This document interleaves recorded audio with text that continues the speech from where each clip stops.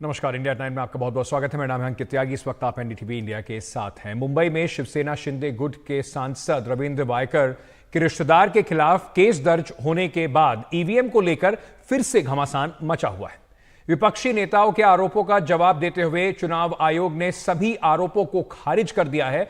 चुनाव आयोग ने कहा कि ईवीएम को अनलॉक करने के लिए कोई ओटीपी की आवश्यकता नहीं पड़ती, ईवीएम किसी से भी कनेक्ट नहीं होती और एक अखबार ने जो खबर छापी थी वो पूरी तरीके से गलत है। दरअसल मिड डे अखबार ने खबर छापी थी जिसमें कहा गया था कि मुंबई नॉर्थ वेस्ट से जीते शिवसेना उम्मीदवार रविंद्र वायकर के एक रिश्तेदार के पास ईवीएम को अनलॉक करने वाले मोबाइल था जिस पर ओटीपी आता है। ये 4 जून को मोबाइल उनके पास ही था। मिड डे अखबार की इस रिपोर्ट को कांग्रेस और राहुल गांधी ने साझा करते हुए कुछ बड़े सवाल खड़े किए।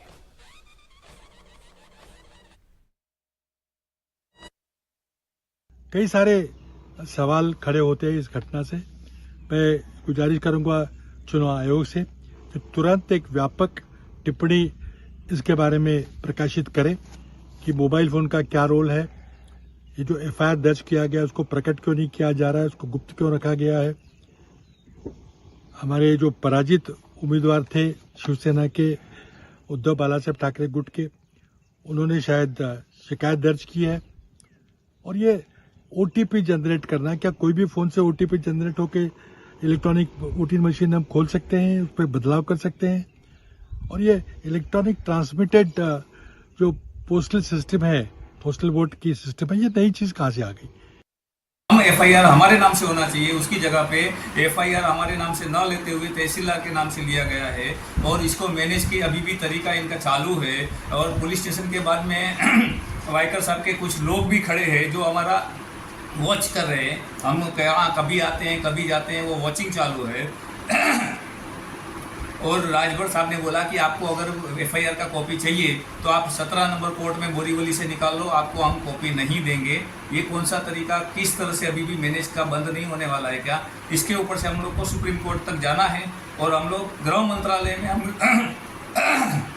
रिक्वेस्ट करते हैं कि ये मामला दबाया जाने का कोशिश जो किया जा रहा है उसको बंद किया जाए। ये हमारे मतदाताओं के साथ में चीटिंग का चल रहा है।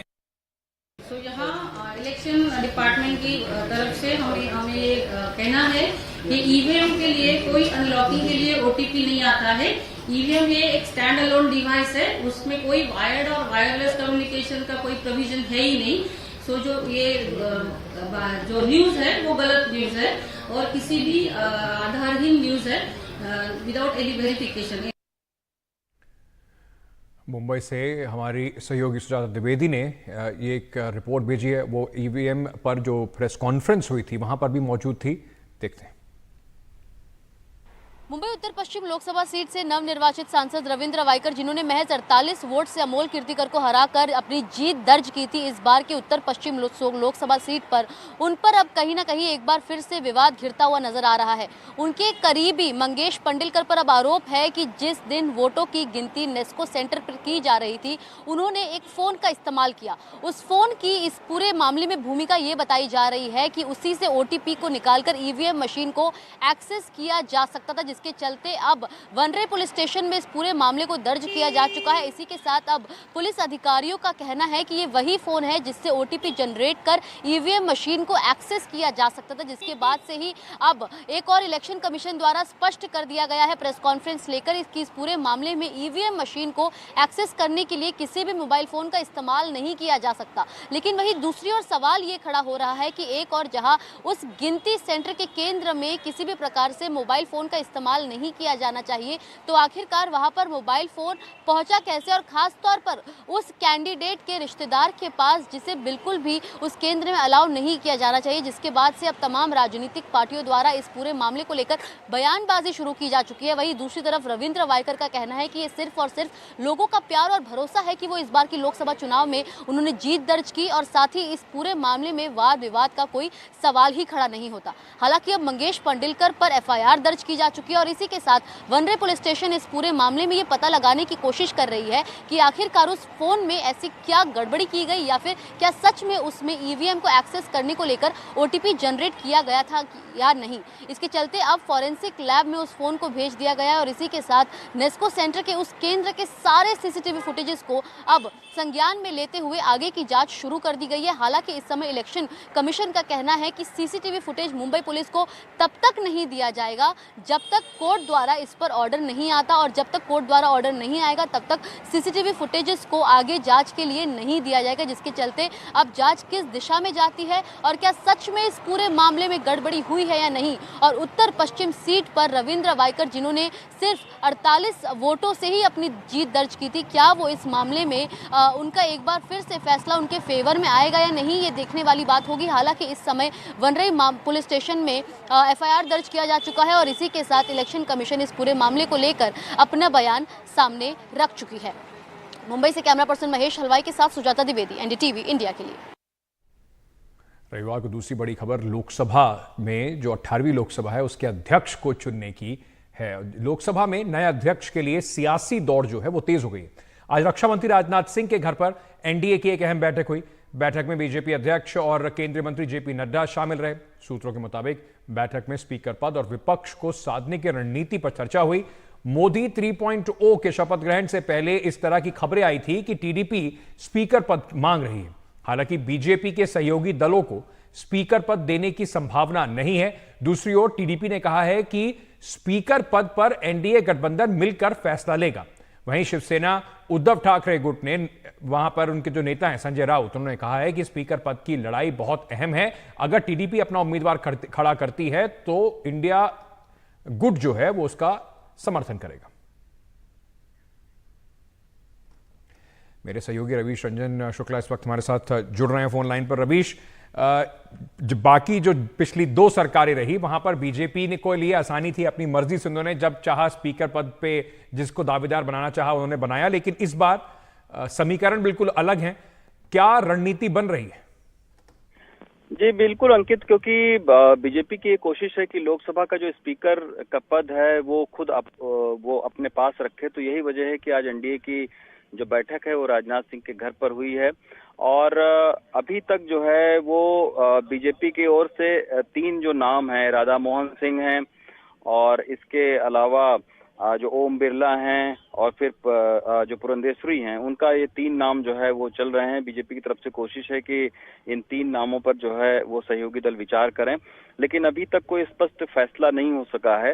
हालांकि विपक्षी पार्टियां भी चूंकि ये समझ रही हैं कि जो स्पीकर का पद है वो काफी महत्वपूर्ण है, तो विपक्षी पार्टियां भी जो है वो टीडीपी को मिलाने की कोशिश कर रही हैं। और अभी आपने देखा होगा कि हाल फिलहाल में काफी सारे बयान भी आए।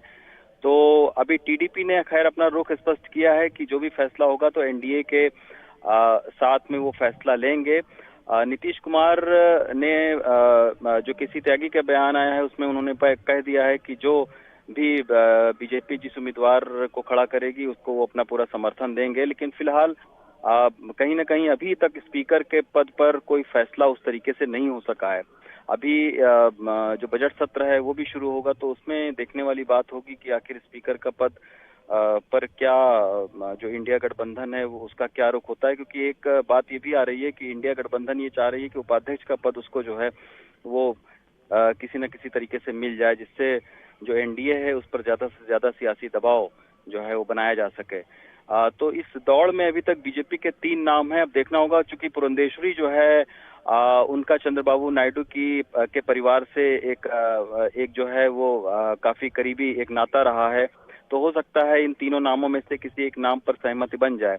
लेकिन अभी तक फिलहाल जो इस बैठक हुई है उस बैठक में स्पष्ट जो है वो खबरें नहीं आ पाई हैं कि आखिर स्पीकर का पद पर सहयोगी दलों का जो एनडीए के हैं उनका क्या रुख होता है। लेकिन बीजेपी की जरूर अंकित ये कोशिश है कि किसी भी तरीके से लोकसभा का जो स्पीकर का पद है उसको अपने पास रखा जाए। हालांकि बार बार ये खबरें आई कि टीडीपी ये चाहती है कि स्पीकर का पद उसके पास में रहे, लेकिन बीजेपी के नेताओं का कहना है कि कोई ना कोई बीच का रास्ता जरूर निकाल लिया जाएगा।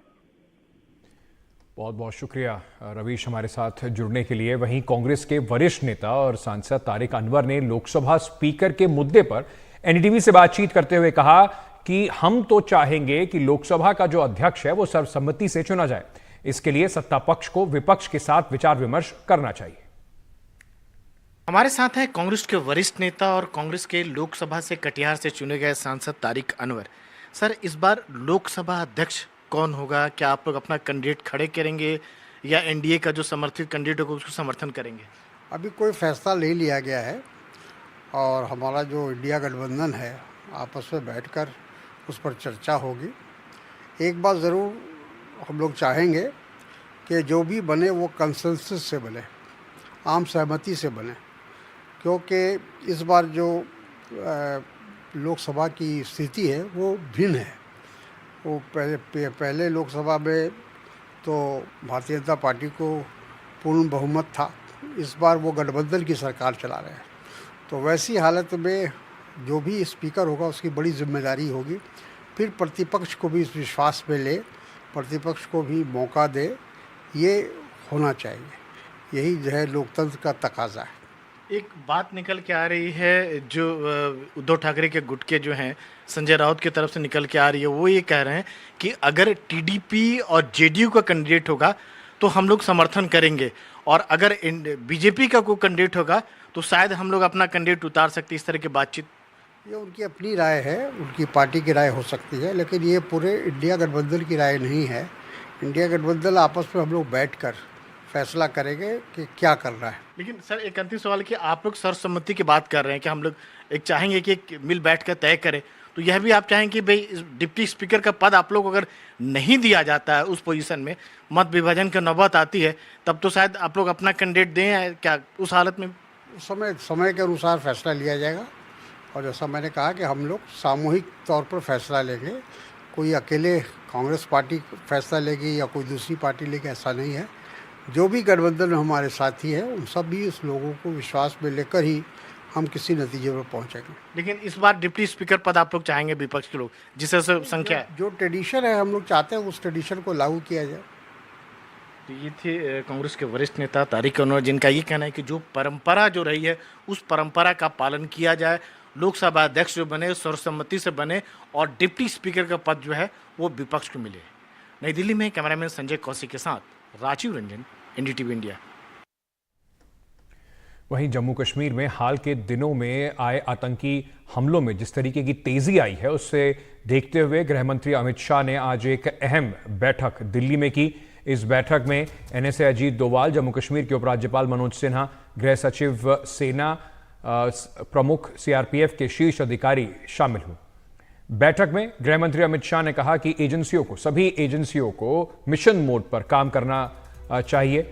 संवेदनशील क्षेत्रों में पहचान की जाए और सुरक्षा का विशेष ध्यान दिया जाए। एरिया डोमिनेशन प्लान और जीरो टेरर प्लान के जरिए सफलता दोहराने के लिए निर्देश दिए गए।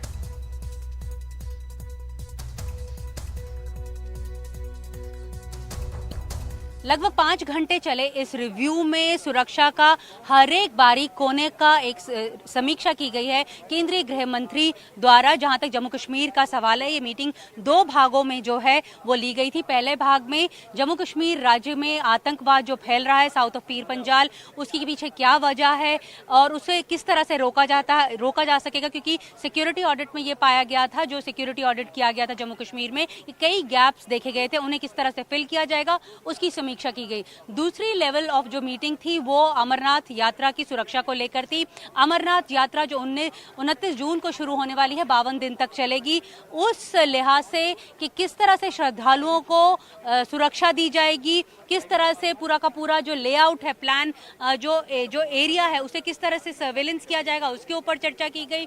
दरअसल आर्मी जो है वो कहती रही है कि पिछले 1 साल में जीरो इन्फिल्ट्रेशन हुई है, लेकिन जो 4 बड़े हमले अभी हमने जम्मू रीजन में देखे वो साफ बताते हैं कि वो ताजा इन्फिल्ट्रेशन का मामला था। इसके ऊपर आर्मी से सफाई भी मांगी गई कि अगर जीरो इन्फिल्ट्रेशन थी तो ये लोग किस तरह सीमा पार से यहाँ पर आ रहे हैं। अब जो जितनी भी एजेंसीज वहाँ पर ऑपरेट कर रही हैं जम्मू कश्मीर में, उन्हें बोला गया है कि जो गैप्स जिसके बारे में इस मीटिंग में चर्चा हुई उसके बारे में वो जमीनी स्तर पर जाकर उन गैप्स को फिल करने की कोशिश करें, ताकि इस तरह की आतंकी वारदातें जो हैं, जो पिछले हफ्ते में हमने देखी, वो आगे ना हो। नई दिल्ली से कैमरा पर्सन मोहम्मद मुरसलीन के साथ नीता शर्मा, एनडीटीवी इंडिया के लिए।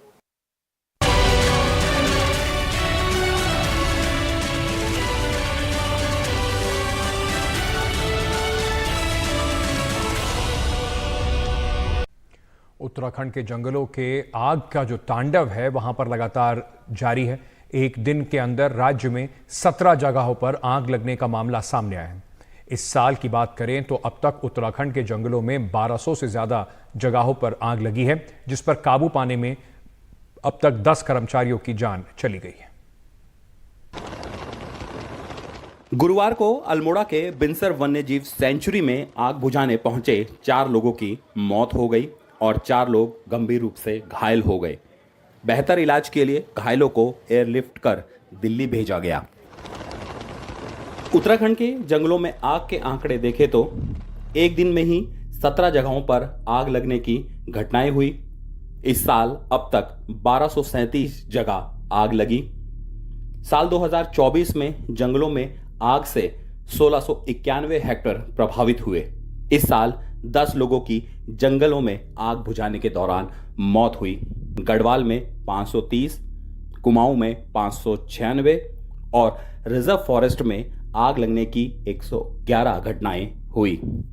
वनकर्मियों की मौत के मामले में सरकार ने वन विभाग के अधिकारियों और कर्मचारियों पर कार्रवाई की है। अच्छे से अच्छा जो इलाज है उनके लिए हो, भगवान से प्रार्थना करते हैं कि जल्दी से जल्दी वो स्वस्थ हों। CCF, Kumaon, chief conservator north और डीएफओ अल्मोड़ा, इन तीनों को ही जो है सस्पेंड करने के आदेश कर दिए हैं।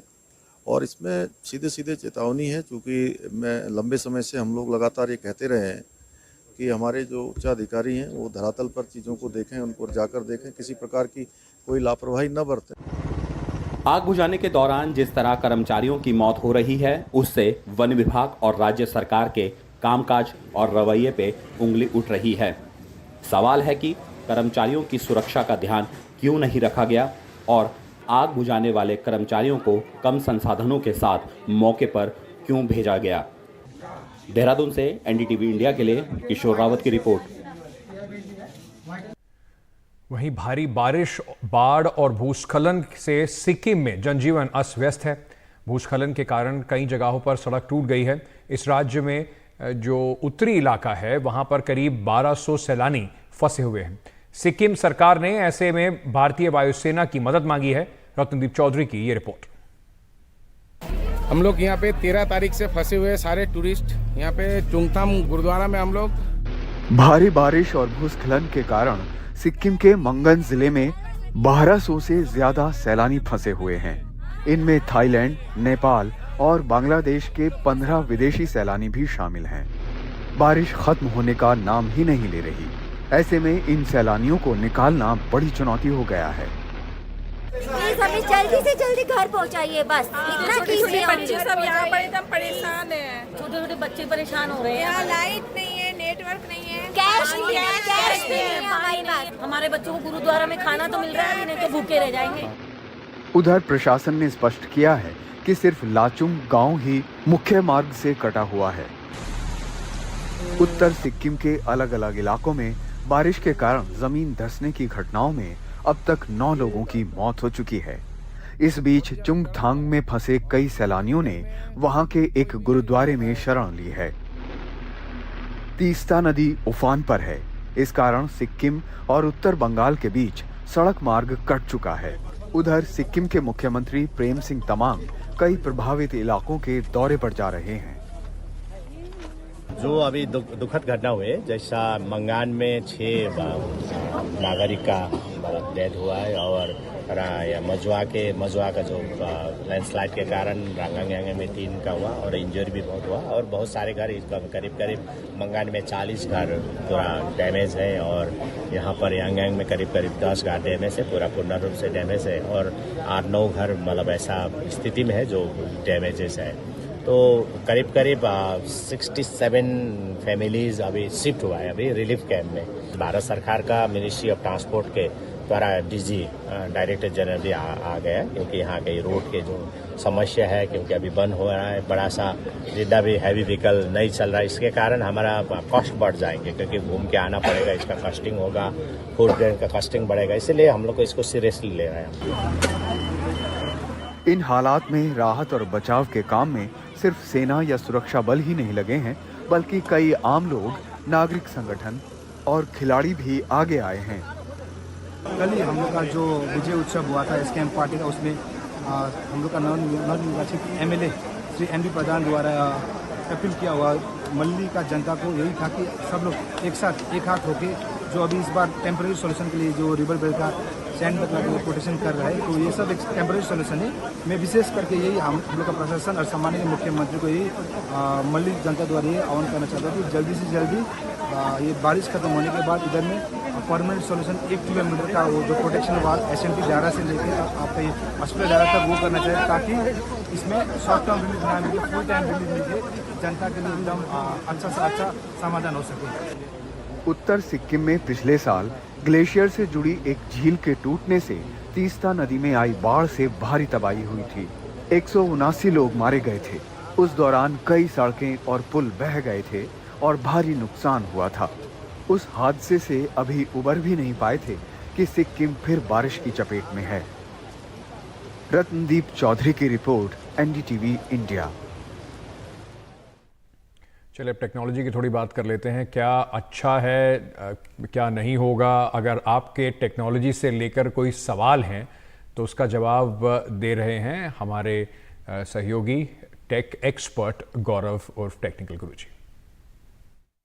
So guys, there we have it. Now this is the best and my personal favorite section. आपको पता है it's called Ask TG and यहाँ पे my responsibility is to answer all your questions जो भी आपने पूछे होते हैं अलग अलग अपने gadgets के बारे में. I'll give you all the answers. Let's see the kind of questions we have for this week's episode.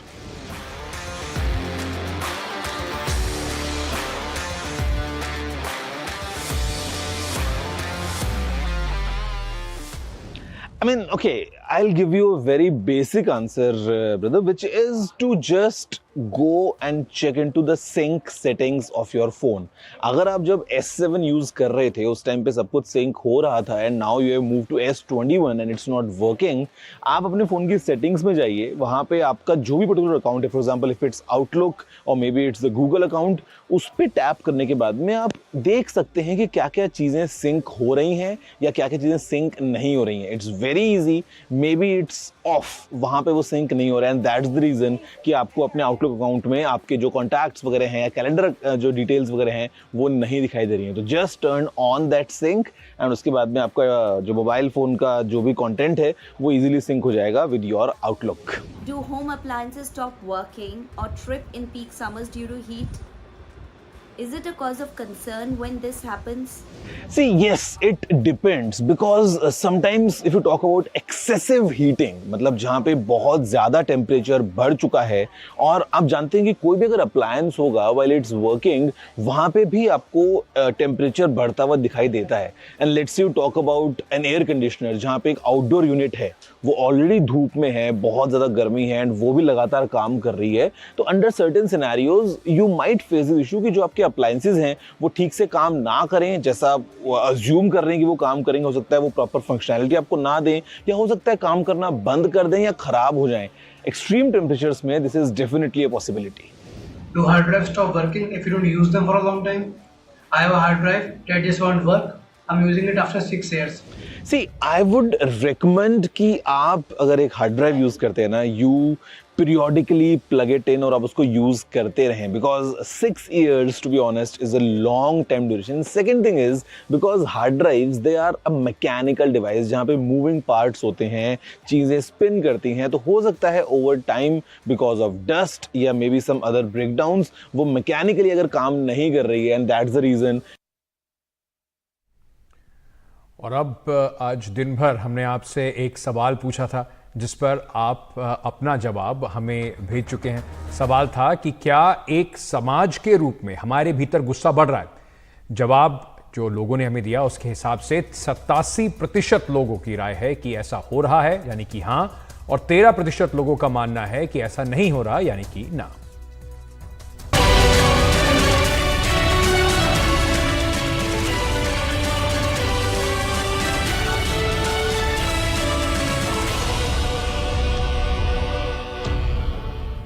Mumbai के चेंबूर स्थित आचार्य कॉलेज में हिजाब पर पाबंदी के खिलाफ 9 छात्राओं ने अब मुंबई हाईकोर्ट में याचिका दायर की है। छात्राओं ने हिजाब पर लगी पाबंदी हटाने की मांग की है। इसके साथ ही उन्होंने कॉलेज प्रशासन पर धर्म के आधार पर पक्षपात करने के आरोप भी लगाए। मुंबई के चेंबूर में स्थित आचार्य कॉलेज इन दिनों चर्चा में है। यहाँ की 9 छात्राओं ने कॉलेज प्रशासन द्वारा हाल ही में लागू किए गए ड्रेस कोड को चुनौती देते हुए बॉम्बे हाईकोर्ट का रुख किया है। कक्षा में हिजाब, बुर्का और नकाब पर पाबंदी लगाने से जुड़े निर्देश को कोर्ट में चुनौती दी गई है। देखिए, हम लोग डायरेक्ट तो हाई कोर्ट नहीं गए। हमने पहले जितनी कोशिश करना थी वो हम लोगों ने किए, उसके बाद भी कोई सॉल्यूशन नहीं मिला, तब हमने हाई कोर्ट का रास्ता तय किया। और ये हम लोग को नकाब उतारना ये हम लोग के लिए कोई मामूली बात नहीं है, इसीलिए ये मुद्दे को हम कोर्ट तक लेके जा रहे हैं। ये हिजाब एक तो इस्लामिक पॉइंट ऑफ व्यू से भी ये हमारे लिए इम्पोर्टेंट है और एक हमारा कल्चरल है, और इसलिए हम लोग इसको पहनना चाहते हैं। अगर कोई हमको बोलेगा ये उतारने तो हम लोग नहीं उतार सकते। और रही बात हम लोग अगर संविधान के तौर से देखा जाए तो वहाँ पर भी हम लोग को राइट से कॉलेज में जो पहन के जाना है हम लोग जा सकते हैं। इस ड्रेस कोड के तहत छात्रों के कैंपस में हिजाब पहनने पर रोक लगा दी गई थी। छात्राओं की दलील है कि नया ड्रेस कोड गोपनीयता, गरिमा और धार्मिक स्वतंत्रता के उनके मौलिक अधिकारों का उल्लंघन करता है। सर, पहले तो जब ये ड्रेस कोड की बात आई तो पहले हम लोगों ने सोचा कि प्रिंसिपल से बात कर लेते। पहले मैं तो थी नहीं वो टाइम पे यहाँ पर मेरे जो फ्रेंड्स थे वो गए थे, हमारे जो वाइस प्रिंसिपल है, टीचर्स हैं, और प्रिंसिपल से बात करने के लिए कि ऐसा ड्रेस कोड क्यों है, हम लोग नहीं इसको फॉलो कर पाएंगे और क्यों लगाया। तो उन्होंने साफ बोल दिया कि आपको ड्रेस कोड फॉलो करना पड़ेगा और आपको बुर्का निकालना पड़ेगा। फिर वहाँ से भी बात नहीं बनी, फिर प्रिंसिपल से बात हुई, मैनेजमेंट से बात हुई, पर वहाँ से कुछ आउटकम ही नहीं आ रहा था अच्छा कुछ, क्या हमारे हक में कुछ आए। बस वो हमें एक तारीख दे जा रहे या बात कर रहे कि हम बात करेंगे, बताएंगे, कुछ आउटकम ही नहीं आ रहा है ना वहाँ से। तो फिर हम क्या करेंगे? अभी कॉलेज भी चालू हो गया, फिर वो प्रेशर कर रहे हैं हमारे ऊपर कि अब बुर्का निकाले, क्लास में नहीं बैठना है, लेक्चर नहीं अटेंड करना है। तो अभी क्या करेंगे? हमारे पास लास्ट ऑप्शन वहाँ पे कोर्ट ही जाना था ना। कॉलेज के निर्देश के मुताबिक छात्रों को ट्राउजर्स के साथ फुल या हाफ शर्ट, जबकि छात्राओं को सामान्य भारतीय पोशाक पहनने की सलाह दी गई है। हिजाब या बुर्का इसमें शामिल नहीं है। प्रिंसिपल से जब बात हुई थी उन्होंने तो साफ साफ मना कर दिया था इस बात पे जाने के लिए, और हमने कई भी अपने कॉलेज टीचर से बात की कि मतलब वो हमें सपोर्ट करे, लेकिन वो भी क्या करे, जब प्रिंसिपल का रूल आ गया तो वो भी मजबूर है, वो भी कुछ नहीं कर सकते। तो हमें बस कोर्ट का रास्ता नजर आया तो हम वहीं चले गए। कॉलेज और छात्राओं के बीच चल रही ड्रेस कोड वाली इस लड़ाई में अब छात्राओं ने बॉम्बे हाईकोर्ट का दरवाजा खटखटा दिया है। हालांकि पिछले साल इसी आचार्य कॉलेज में जूनियर कॉलेज में पढ़ने वाली कुछ छात्राओं को निर्धारित यूनिफॉर्म का पालन न करने को लेकर उनके एंट्री पर प्रतिबंध लगा दिया गया था। हालांकि अब देखना ये होगा कि बॉम्बे हाईकोर्ट द्वारा इस पूरे मामले पर क्या सुनवाई की जाती है। और इसी के साथ बड़ा सवाल ये कि क्या हिजाब वाकई में छात्राओं और शिक्षा प्रणाली के लिए एक बड़ा मुद्दा है, या फिर शिक्षण क्षेत्र में और भी कई सारे अन्य मुद्दों पर ध्यान केंद्रित किया जाना चाहिए। मुंबई से कैमरा पर्सन महेश हलवाई के साथ सुजाता द्विवेदी, एनडीटीवी इंडिया के लिए। एक स्कूल बस में भरकर रोज बच्चों को एक शराब फैक्ट्री में लाया जाता था। ये बात तब सामने आई जब बाल श्रम की शिकायत मिलने पर उस शराब की फैक्ट्री से 60 से ज्यादा बच्चों को बचाया गया। ये मामला मध्य प्रदेश के रायसेन का है। ये भी आपको बता दें कि यहां पर यह पाया गया कि काम में लगे बच्चों की जो हाथ केमिकल्स की वजह से उन पे छाले पड़ गए थे और स्किन गली हुई थी। हमारे सहयोगी की ग्राउंड रिपोर्ट। ये तस्वीरें आपको विचलित कर सकती हैं। ये हाथ उन बच्चों के हैं जिन्हें सब देश का भविष्य मानते हैं, लेकिन यहाँ इन मासूमों की उंगलियां गल चुकी हैं, हाथ की चमड़ी मानो उधड़ गई हो। जिन बच्चों के हाथों में कॉपी किताबें होना चाहिए थी, उन हाथों में शराब की बोतलें और केमिकल पकड़ा दिए गए। मध्य प्रदेश के रायसेन जिले में मासूम बच्चों से शराब फैक्ट्री में काम करवाने का ये मामला सामने आया है। शनिवार दोपहर राष्ट्रीय बाल संरक्षण आयोग की टीम ने जब यहाँ छापा मारा तो कई बच्चे यहाँ काम करते मिले। टीम ने जिन 59 बाल मजदूरों को बचाया है उनमें 20 लड़कियाँ भी शामिल हैं। शिकायत मिली थी कि फैक्ट्री में बच्चों से 12 से 14 घंटे तक काम करवाया जा रहा है। खास बात यह है कि इन बच्चों को स्कूल बस में भरकर लाया जाता था जिससे किसी को शक न हो। देखिए, ये बेहद गरीब लोग हैं। ये अपनी रोजी रोटी के लिए उसी आदमी पे डिपेंडेंट हैं जो इनका शोषण कर रहा है, जो हजारों करोड़ का मालिक है। इसलिए प्रक्रिया ये होती है कि तत्काल एसडीएम बयान ले लें, तत्काल सीडब्ल्यूसी बयान ले ले, काउंसलिंग करें, कुछ दिन चिल्ड्रन होम में रखें, जब मुआवजा मिल जाए तब इनको रिहेबिलिटेट कर दें। कई मामलों में रिहेबिलिटेट करने के लिए रिलोकेट भी करना पड़ता है, क्योंकि ये माफियाज हैं, ये बच्चे विटनेस होते हैं। जांच में फैक्ट्री के निलंबित प्रभारी आबकारी अधिकारी की शर्मनाक दलील सामने आई। उसने लिखा है कि बच्चे अपने माता पिता को खाना और दवाइयां देने पहुंचाने आते हैं। साफ है आबकारी विभाग की मिलीभगत से बाल श्रम के नियमों की धज्जियां उड़ाई जा रही थी। आरोपी आबकारी अधिकारी का कार्यालय भी इसी परिसर में मौजूद है। फैक्ट्री में बच्चों से काम करवाए जाने पर इतने समय से विभाग ने कोई कार्रवाई नहीं की। पुलिस का रवैया भी ऐसा रहा कि कार्रवाई दोपहर में हुई। एफआईआर भी घंटों बाद देर रात मामूली सी धाराओं के तहत दर्ज की गई।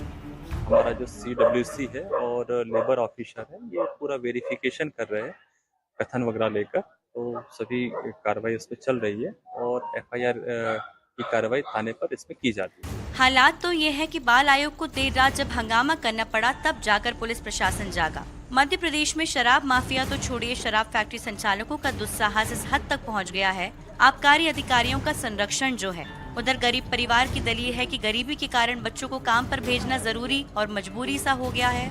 तो ये मजदूरी करेंगे जब तो हम पेट भरेंगे, जब तो उनकी शादी करेंगे। हमारे पास कोई जाग जमीन नहीं है जो हम बेच के उनकी शादी सपन कर दें। नहीं तो तुम कंपनी वाला जो तुम इतने बन रहा है ना, तो हमें 3-3 लाख की धमकी बता रहा ना, तो घर पे लाकर बेटार के कबाएंगे, 3 लाख रुपए घर आके दिया।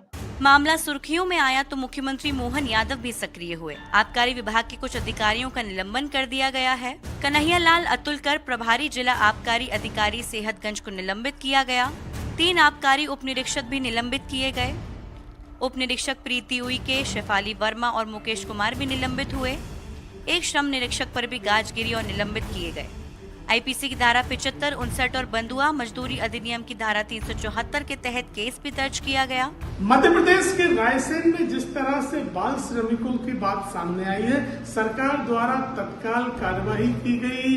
यहाँ तक कि श्रमिक विभाग के अधिकारियों के ऊपर कार्रवाई की गई, आबकारी विभाग के अधिकारियों पर कार्यवाही की गई कि किस तरह से उनकी नाक के नीचे बाल श्रमिक काम कर रहे थे। इस उम्र में उन्हें स्कूल में जाना था और वो स्कूल की बसों में फैक्ट्री के अंदर जा रहे थे। तो मैं निवेदन करता हूं कि अगर जल्द से जल्द कार्रवाई नहीं हुई उन ठेकेदारों के खिलाफ, उन अधिकारियों के खिलाफ जो सब जानते हुए भी नाबालिग बच्चे बच्चियों से काम करा रहे थे। राजधानी भोपाल समेत पूरे मध्य प्रदेश में आबकारी नियमों की किस कदर धज्जियां उड़ाई जा रही है, आप इससे समझेंगे कि ये शराब की दुकान है और यहाँ पर 100 मीटर की परिधि में कम से कम 5 से भी ज्यादा कोचिंग इंस्टीट्यूट्स खुले हुए हैं। यहाँ पर आसानी से धड़ल्ले से शराब बेची जा रही है और पीछे ही बच्चों को शिक्षा भी दी जा रही है। ये किस तरह से जो अधिनियम है उनका पालन हो रहा है, लेकिन ऐसी कार्रवाई की अब जरूरत है कि ऐसे जो आबकारी विभाग के जो अधिकारी हैं जो कि पूरी तरह से नियमों का उल्लंघन कर रहे हैं, उन पर ऐसी कार्रवाई जरूर हो जो कि जरूर एक नजीर बने। रायसेन से सहयोगी देवेंद्र दुबे और भोपाल से कैमरा पर्सन अभिषेक सिंह के साथ अमृतांशी जोशी, एनडीटीवी।